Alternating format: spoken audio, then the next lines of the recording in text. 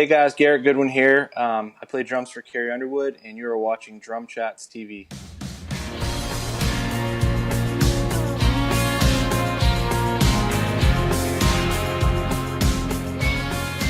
Hey everybody, this is Travis with DrumChats, and I have the incredible honor of talking with my friend Garrett Goodwin from Carrie Underwood, who has been with her for, I think, almost a decade, and he's toured with a lot of other bands and done a lot of recording. He is the man on the road, and he is living the dream that you guys are, I would imagine you guys are wanting. So Garrett, thanks for taking the time out of your day to talk with us, man.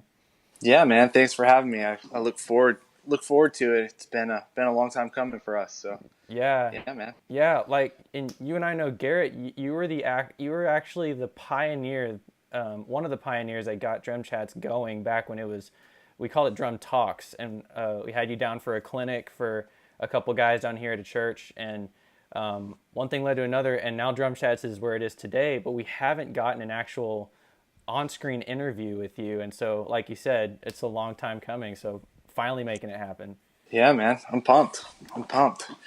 So I was on Facebook the other day and had posted a video of myself playing, and a lot of guys recognized my kit setup, and they immediately pointed at your name. And so before we get to your kit setup, let's kind of go back a little bit to where it all started for you. I know you've had a pretty crazy road just from the day you started playing drums to now, and how all things happened. So yeah, tell us how you got started, and how you ended up where you're at right now. Yeah, man. I when I was 10 years old, I asked my parents for my first drum kit. I grew up in church, uh, like every day. I was always at church, and so I was always sitting or standing behind the drummer, watching the drummer. For whatever reason, I was just drawn to drums, and I didn't have anyone in my family that was a musician, none of that, and for whatever reason, I just loved it. So one day I went to my parents, said, "Can I get lessons or a kit or whatever, something? I don't even know. I don't know what I'm doing. I don't know anything about it." And so yeah, they got me lessons at the local music store, and I've told this story a million times, but I went and had one lesson, and I went home and I played all week, like it's the best that I could. Again, I'd like never picked up sticks in my life. I didn't know anything about it. I just knew I liked drums. And I went back the next week to the teacher, and he was like, "Okay, do what I told you to do your homework or whatever." And so I sat down and did the best I could. And he said, "Man, you'll never be a drummer," And he kind of laughed, and I think even at that age, it kind of pushed me, and it bummed me out, man. I went home crying. I was like, I just want to play drums. Like, what's the big deal? I want to learn, and I've Yeah, never picked up sticks. So I think even at that age, luckily I had good parents that said, if you want to do it, do it. Don't worry about what that guy says. So right. that was pretty much my only lesson. Obviously along the way I had different people that took me under their wing, and taught me this or showed me this or gave me advice here, and even still to this day. And so that's kind of where it started. I was 10 or 11, I ended up starting to play in like the kids church, and then youth, and then in like the main church and all that. And then I was 16, and I ended up moving to Nashville when I was 16. And I said, I'm gonna do this. I'm gonna try to do it. I'm gonna do everything I can to make this happen. This is what I want to do. And so I moved up and continued playing in church and all these things. And eventually I ended up on the road with a Christian band called By the Tree for a little while. Played with some other Christian artists, things like that. And then, long story short, I ended up getting a tryout for the Carrie Underwood gig when I was 19, actually. And I've been doing that for almost 11 years now. So that's kind of like long story short, but it's been a crazy ride, man. It's like I'm blessed and thankful, and man, I have to say, like, it's not me that got me here. Like, I worked hard for it, I pushed, and I still do every day. But there's definitely more to it, and I'm thankful for it for sure. Yeah. So I think what a lot of guys want to know too is, I personally believe that anybody can anybody can get to the same place that you're at, and I think that is kind of the goal for a lot of drummers who are like, I want to do this full time. And I mean, you're living the dream gig, and you and I've talked about it before. But what would how would you say the Carrie gig has helped shape you as a drummer? Because I remember seeing you in By the Tree when you were with them, Yeah. and seeing like even your kit set up from then to how it is now, your style playing overall, and now you've become kind of one of those iconic drummers where people recognize, like a kit style, for instance. Right. How would you say working with her has helped shape you as a drummer, whether it's the industry as a whole, the guys you play alongside, the guys that you've toured with?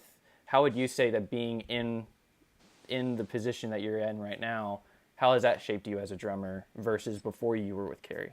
Right. Well, I mean, it's one of those things where age and years and experience and just time, I guess, helps evolve you as a person and as a musician, as a drummer. Um, I never stop practicing. I never stop, sitting at home. I know that I'm not even close to the best. I'm always wanting to grow as a player, as a musician, as a person. And, man, I have to say, like, a big thing for me has always been the guys that I've been lucky enough to be in a band with. Um, Even back when I was in By the Tree, up until now, like the guys that I play with Carrie have been like, I look over on nights, I'm like, what am I doing up here? These guys are insane, and I'm so thankful for that, because I see that has helped me as a player, as a musician, as a whole, just kind of maturing in that, because these guys have a lot more years under their belt than I do, and so I think that's a big thing for me, is always taking advice. And it's not even an age thing. It's for me, I look at it as I can learn from everyone. I don't care if they're younger or been playing less years than I have or anything. Like, I'll learn from them. But there's something about someone who's been in it for a long time and has that experience, that you just little things here and there, and the maturity of that. So I think that more than anything has helped shape my playing, and the way I set up and things like that. I think that stuff just evolves over time. I think as a player, you go, okay, this isn't, like, something's not comfortable. My hi-hat just doesn't feel right. Like, what do I? So I'll sit and I'll mess with it, and I'll try it high, I'll try it low, I'll move it forward or closer. All those things kind of evolved for a few years, and I finally got to a place where I'm like, man, I'm comfortable right here. Mm-hmm. But I do have to say, even now, I find myself, like, for instance, yesterday I was sitting in my space, just playing, and I went, like, this isn't where, it doesn't feel comfortable here. So I tilted my ride down a little bit. Actually, I angled my ride, and I played like that for a little while, and I went, this feels good. I'm going to try this for a while. So Yeah. it's not necessarily like I'm stuck on this thing or like trying to do this thing. It's a pure comfort thing. And that's what I tell guys. I'm like, man, if it's comfortable, do it. And you're Yeah. not hurting yourself. If you're not, injuring your body while you're doing it, then do it, And so I think all those things, it's just time and years and experience and all that. I have guys come to me and they go, I don't really know what's comfortable. I don't know how to set up. I don't know if I should be doing it, a certain way. So, I always say, I'll sit with them and I'll take each drum, each cymbal, each thing, and go, okay, like, hit this. Like, let's mess around the snare for a minute and see where that sits, and it's pretty cool. It's pretty cool to see kind of how that evolves, even with different guys and different players, to where that ends up. For instance, I have a guy that I sit with a good bit, really good guy. He's probably in his early 40s. He's been playing drums for years and years. And the first time we sat down together, he was making fun of my kit, and he's like, "Why do you tilt your snare drum like this?" On and on and on. And I'm like, "Okay, whatever." I said, "Just try it. Like, just sit down and try it. Just play for a little bit. Let's play, tilt it back a little bit, but keep it slanted a little." And so he did, and it was weird at first, and he didn't really say much, but he went home, and I didn't know this till later, but he came back a couple weeks later, and he said, "Man, I got to tell you, I went home and I tilted my snare," and he said, not a lot, just a little bit, and he said, "I always had this weird shoulder issue that I didn't know why, but when I played, I had this pain in my shoulder." And it was just something about his throw and the way he landed on a snare that was tilted towards him.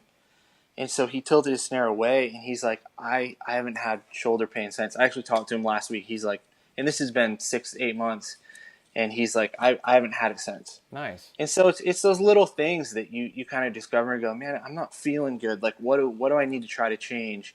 And it might seem weird. It might seem abnormal or look weird or whatever. But again, if it's comfortable and if it can make you a better player, then man, do it. You know. So yeah. I mean, I know that was kind of just got off on a rabbit trail but kind of it all evolves over time. I don't think you ever end up going, I'm like, this is what I'm going to play just like this, right? Or set up just like this forever.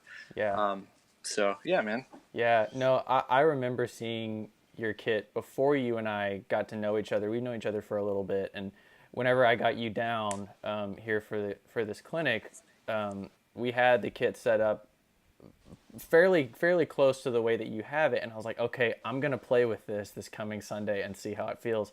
And I've got to say, I think I've sent you some shots. My kit has stayed that way, and I love it. Yeah, I had posted a video there. I mean, my snare is at a 45-degree angle forward. My floor tom is a 45-degree angle. I sit as low as I can go on a 9,000 low throne, and my hi-hats are all the way up.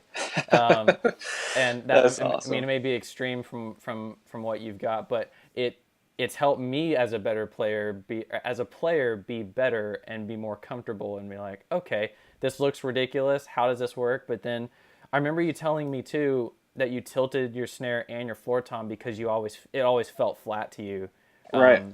And so I tried that, and I was like, I don't know what it is, but the same exact thing where I would rather have my stick hit with my arm fully extended than hit like this, because it's going to throw everything off. And so I know from me, in experience, that's helped me with my setup and my playing. It's like, it may look ridiculous, but when you try it, for me at least, it's more comfortable. So yeah, that's awesome though that guy doesn't have any shoulder pain anymore. So it's crazy, man. It's crazy. You're basically a doctor. Yeah, right. Yeah, right. Exactly. So talking about your kit, I think again a lot of guys mention. I've seen your name come up a bunch of times when people think about tilted snare drums or whatever the case may be. But what got you? Let me rephrase that. When guys look at being professional drummers or professional guitarists, they all think about endorsements or contracts and sponsors and this and that. Mm-hmm. How did that come along for you? With you played DW and Sabian and Promark, like did they reach out to you, or was it kind of a, hey, I work for this artist, I can reach out to these guys? Like what advice would you give to drummers on how it really works whenever you're working with these other companies and representing these other companies? Right. That's a good question. I mean, a lot of people ask that, and I think it's easy to get ahead of yourself with those things. Obviously it's like the dream to have endorsements and things like that. And obviously it's helpful, especially when you're playing a lot, to have, some sticks and things like that, because you go through them. But, for me, I kind of had to learn the hard way in that sense, because I always played, certain companies. And when I did get the Carrie gig, it was like I had companies calling, and I kind of hopped on the first thing because I was like, oh, this is awesome. Like, an endorsement, like, it's what I've always wanted. And I found that I ended up not even playing my endorsement stuff because I was like going back to the stuff that I always played. I was like, man, there's just something about it. So I had to learn the hard way in that sense. And now I'm back to like what I grew up playing and what I love and what I'm comfortable with. And, again, I think it's really easy to get ahead of yourself in that sense. But what I will say is companies want to see like loyalty even before you're in a position to be endorsed or all those things. You know, I think nowadays too with social media and all that, they look back. They go, was this guy always played DW, or you know, is he just reaching out because he wants free drums or whatever? You know, so they'll look back at their Instagram and they see, oh well, he plays a Gretsch kit every day, or you know, whatever sonars, whatever it is, and they go that, I mean, he's just trying to get an endorsement. He doesn't care what it is, and I think companies really look at that, and they want to see that you actually love their stuff, and they want a relationship, man. Like they want to hang out, they want to be friends, they want to those things. So if you just love what you're playing, do what you're doing, it'll happen when it's supposed to, and I think you'll know just with common sense. Okay, I think that I'm in a position where I can reach out to some companies that I really love, and they'll see that you're loyal to them, like you really truly love their stuff, and you're going to play it regardless of if they give you an endorsement or not. Yeah. And they look for how many people that you're playing in front of, or that's a big thing. You know, that they need to know that their stuff is going to be seen. Like that's really what an endorsement is. Right. And so that's a big part of what they look for too. I have guys that go, I don't understand why I can't get a cymbal endorsement, but they're and I don't mean this in any kind of way, but they're just playing in their bedroom, and I'm like, I don't know how you expect a cymbal endorsement or a stick endorsement when you don't really have people seeing what you're playing. Mm-hmm. And again, that's just realistic. That's not me being like, oh, you're playing in your bedroom, whatever. Yeah. I just mean like that's a realistic thing. Like they can't just be giving away everything to everybody. Right. So it's I think you'll know when you get to that point, you'll know, okay, I can start reaching out, or you'll have people already reaching out, Yeah. But yeah, be loyal to like your companies and what you actually enjoy and love, and kind of your sound. Like that's all part of your setup and your sound. Like that's a whole thing as well. And it takes years to really figure out as well, in my opinion. It did for me anyways. But it's just time, man. It's all time, and being patient and being humble and all those things, so it all kind of ties together. You wouldn't think an endorsement, it has anything to do with keeping your head on your shoulders, but in my opinion it does, because an endorsement company is not going to come talk to you if you're already cocky about it. You know what I mean? Right. Does that make sense? Yeah. So it's an interesting thing, but does that kind of make sense, what you're asking? Yeah, definitely. Cool. So let's get into, I think, what a lot of people want to know too. Again, going from the companies you use and your setup and your style, let's get into your rig. What are you using? Yeah, man, I play DW. I typically on the road I use a 14-inch floor tom in front of me and an 18 beside me. Normally a 14 by 6.5 snare. I use big cymbals, 24 ride, 24 crash, 22 crash. And I actually just got some 17-inch hats. I've always used 18s. Right. But Sabian made me some 17-inch hats, and I'm using all the artisan stuff right now. Yeah. And I'm really, really liking it. I've always used the vaults, the Sabian vaults, and I still love them. I still use them for certain things, sessions and things. But I think that these artisans are really, really working for me. So using those for cymbals. I use Remo heads, typically coated Emperors on top and clear Ambassadors on bottom. But again, it depends on what I'm doing, but that's the typical, what I normally go to. Power Stroke 3 on the snare and on the kick drum. That's kind of the main get up. Maple drums, maple DWs. Did I miss anything there? Let's see. Pro Mark sticks. Yeah. So that's another thing. Like we were talking about evolving with stuff. I've always used 2S sticks, which are basically a 2B, but about an inch longer. Yeah.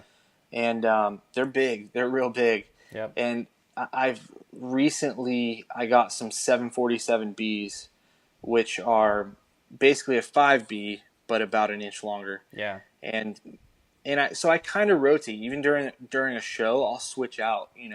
Something that I want a little more finesse on, I'll use the smaller sticks, or something that I like. This song needs to really rock, and like I'll use the bigger sticks. So Yeah. I'm kind of experimenting there with different things. But again, it's a comfort thing. If it's comfortable, do it. And yeah, man, I think I got all that, Yeah. all the gear there. Yeah. Yeah. Different things I'll use for sessions and stuff. I'll use some different kits, I've got tons of different snares. You and your buddy made me a little, was it 52 strand? 42.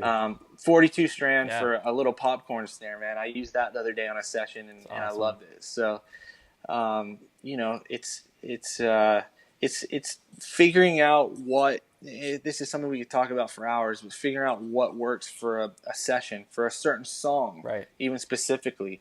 That doesn't mean that I'm going to use a 14 and 18 inch floor tom on every single song that I record. Yeah. But there's also that balance of like, okay, if someone's hiring me to play on this, they kind of want my sound on this as well in a way. So there's a balance with all that too, though, which it's really more important than your sound. It's kind of figuring out, what does this song call for? Right. And even live, we do acoustic broken down type sets, and it's always kind of different. But I base it on what songs we're playing, different things like that. Do I need a shaker or a popcorn snare, or can I just use like a snare with a big fat snare drum on it, right. or you know what I mean, or yeah. just a cajon, so it's kind of I kind of try to base around what the songs are, really get a feel for that. And that's talk about being prepared for a gig, being prepared for a session, having the options, doing your homework before you walk in, and then someone goes, hey, we need a really tight snare on this. Do you have that? And you're like, shoot, I didn't bring my popcorn snare. No one told me. Yeah. But it's like, no, you're the drummer. Like, you need to show up prepared with those things. Right. And, all that stuff's important to think about beforehand. Yeah. It goes a long way, that's for sure. Yeah.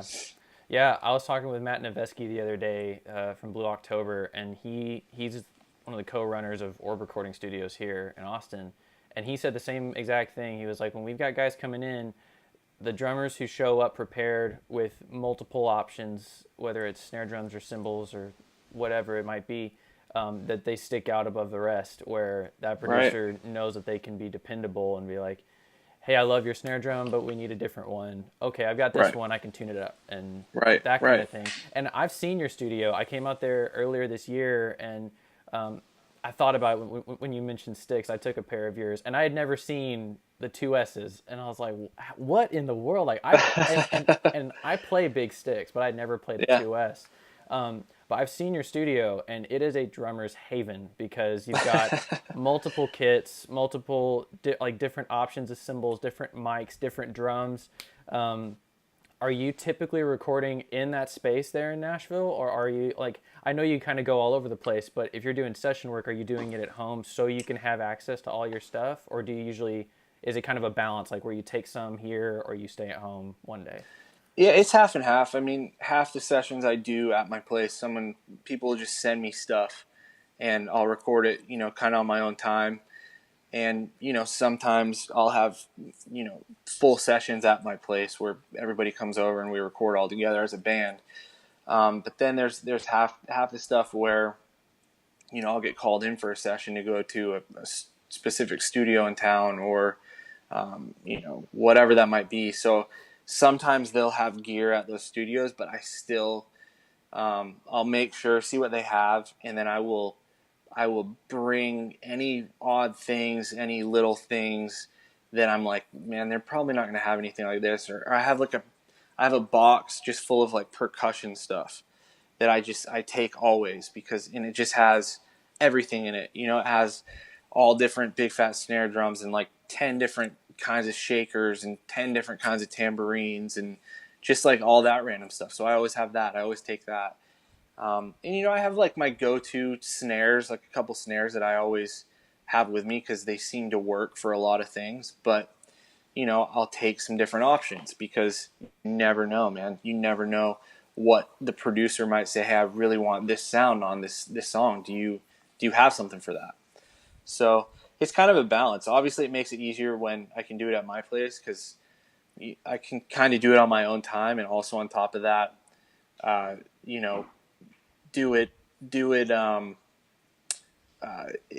do it to. I always feel like I can do it better there because I have all the stuff and I Yeah. have all the time, and I can really like hone it in and make it my own. And plus, I know the room better. But that's me playing drums on it and also kind of producing it as well. So Yeah. it's kind of a balance there too. So yeah, man, it's just I think it's being prepared and ready for anything. Yeah.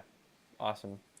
So let's get away from the studio and recording aspect of it, and let's get into what you do when you're on the road with Carrie.